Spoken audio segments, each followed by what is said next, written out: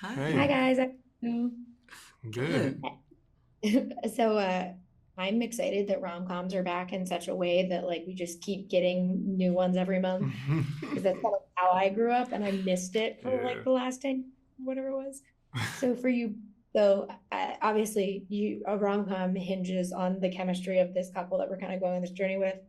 What was it about working together and what did you guys kind of do to like build that chemistry so when Eric and Jenna do kind of have their moments, we're all on board as the audience? Really just hang out.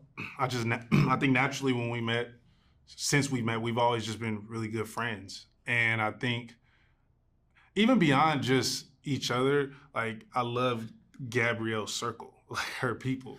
And when you love someone's people as well, it just makes it even better. So just naturally hanging out, I think I I know I was, and I'm sure you were able to just take that, into the story we were doing and on screen, and it really showed. Yeah. When you're Yeah. comfortable and that comfort is rooted in respect and not just Mhm. for his talent, but for his life.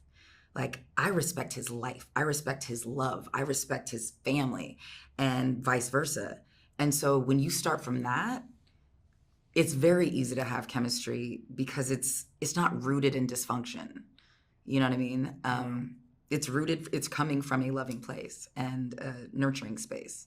And it just makes it a lot easier. Yeah. Yeah, and I was gonna say, Gabrielle, I was talking to Gina earlier, and I said like I grew up in the 90s and early 2000s, and so like I have seen so many like different versions of your both of your careers and characters and how you guys kind of bring them all to life in such a kind of vast uh like sphere of like no character's the same with you guys. And so for you, what is it about kind of tackling a rom-com and doing like this version of like comedy versus, something like for it's in recency bias, cheaper by the dozen. Like how do you kind of like tackle these two kinds of comedy while still like always making these characters so rich and new for audiences? I think it helps when you're a producer on the project and you can actually Mhm. influence the means of production and how the production runs. If that is functional, if that is overly communicative, and a loving, open, free space, you're going to see that in the performance. Um, Sometimes you get to set and it's a little tight, and you see that in the performance as well. Yeah. So just having the power to create a more loving, cool, laid back, chill space and bringing on a director like Numa who has such a clear, beautiful vision, I'm going to try to set people up for success every time. I have no interest in watching you flail or fail. Um, and if everyone kind of buys in, it's sort of contagious. And then they want to take that into their next project. And I'm hoping that a loving, open, efficient set is more the norm. And you reward people for good behavior, instead of propping up, bad characters. Yeah, I completely agree. And like Keith, also you get the kind of like perfect storm of like the coolest mom on the planet because your mom is Gina Torres, and then you get Yeah. to fall in love with Gabrielle Union. So Yeah. it's like Yeah. Right. I'm sure coming to work was hard.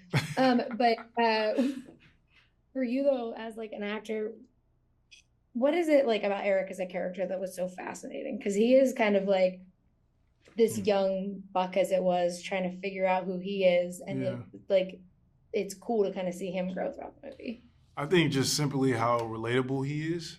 Um, Being able to, I haven't really had the chance to play original characters that were relatable to just me, and he was really one of the first, and that was really exciting to me because I think when you're first, at least for me, when I was first trying to figure out how to even act, I was acting the way I thought a character should act, right? And then over time, I just learned the craft a bit more, and just experience helps as well. And then when you get a character that's really relatable, some everyone's different. Some actors don't want that. They want a character where it's like they're questioning the character, and then that makes them want to do it, which I also agree with as well. But I also love the idea of playing a character that's super relatable because then you're able to experience stuff with that character their choices may be slightly different from yours because of the circumstances, but it's easier to justify their actions because you're like, damn, I really feel what this character is going through.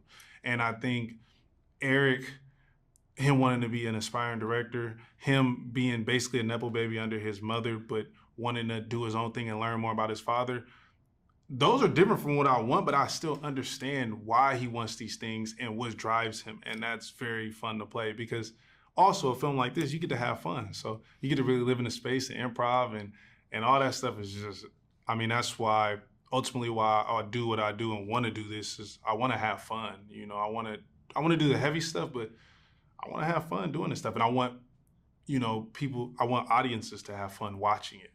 So, yeah. Yeah.